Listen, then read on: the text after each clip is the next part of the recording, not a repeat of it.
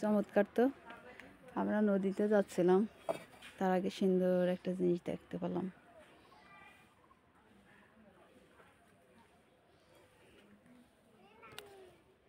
এমন একটা অক্সিজেন আসছে যে বড়ই মাত্র আসছে, মানে খাওয়ার কোনো অপশন নাই।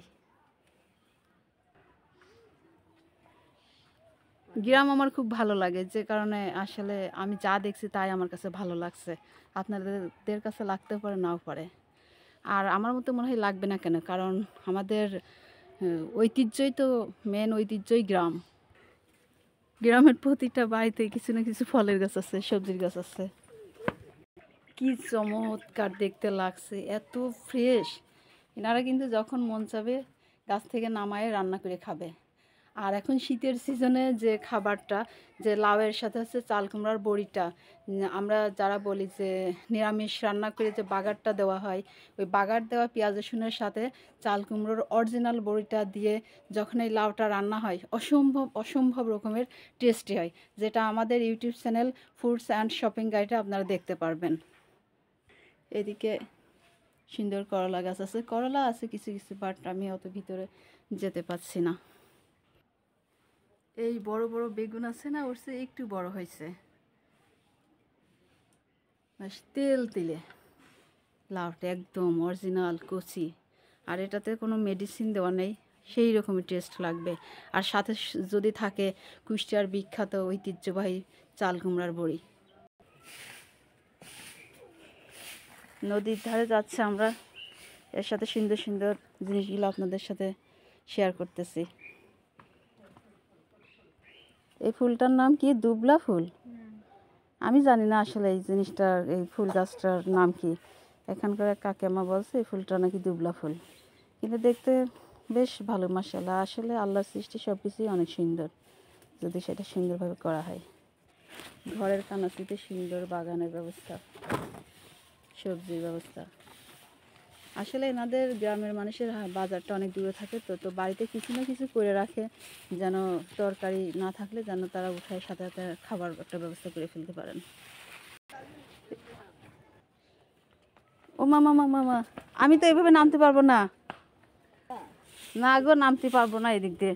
এদিক দিয়ে নেমে নেমেই তো বেটির বাড়িটা হচ্ছে যে নষ্ট করে ফেলছে। ও ইয়েস, এই তো গাছ আমাদের বন্ধু। এই গাছের শিকড়গুলোও অনেক অনেক অনেক কাজে লাগলো। নদীতে যেতে যেয়ে মনে হচ্ছে পাহাড় থেকে নামতেছি। আমি দিলাম একটা দৌড়, পড়ে না গেলে হয়। নদীর তো কোনো খোঁজ দেখছি না, তো দেখছি মাঠঘাট। এই গাছের পাতা পড়ছে না, এই পাতাগুলো দিয়েই এই এলাকার চাচামারা খালাম্মারা রান্না করেন। এই তালের বাইগের সুতা তৈরি করার সময় যে বারাকি অংশটা বাদ গেছে, এটা দিয়ে আবার লাকড়ির কাজে ব্যবহার করবেন। শীতের সকাল,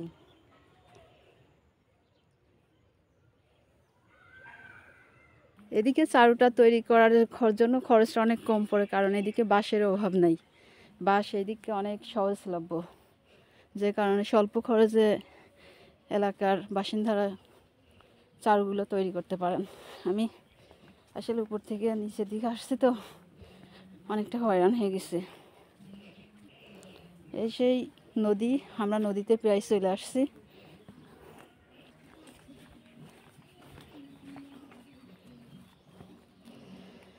আমরা নদীর পাড়ে আছি, তাই তো? এটা নদীর পাড়। হ্যাঁ,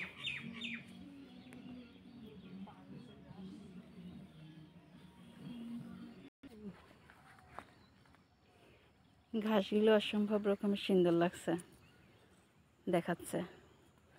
আমরা এখন যাচ্ছি ওই চাচার সাথে কথা বলার জন্য। চাচা ওখানে কি করছে, মাছ পাইছে কিনা, কি অবস্থা, একটু আপডেট নিয়ে আসি। অরিজিনাল কুমড়া বড়ির খবরের পাশাপাশি আপনাদের দেখাই দিলাম একটা প্রাকৃতিক পরিবেশ, একটি গ্রামের অনেক অনেক বৈশিষ্ট্য চিত্রসমূহ আপনাদের সাথে শেয়ার করতে পেরে অনেক ভালো লাগলো। আসেন এই চাচাটার সাথে একটু কথা বলি। নদীর পানি শুকিয়ে গেছে এই মুহূর্তে, এখানে ধানের চারা রোপণ করছে। এই ধানের থেকে চারা হলে এটাই আবার ক্ষেতে রোপণ করে ধান উৎপাদন করবেন, যেটা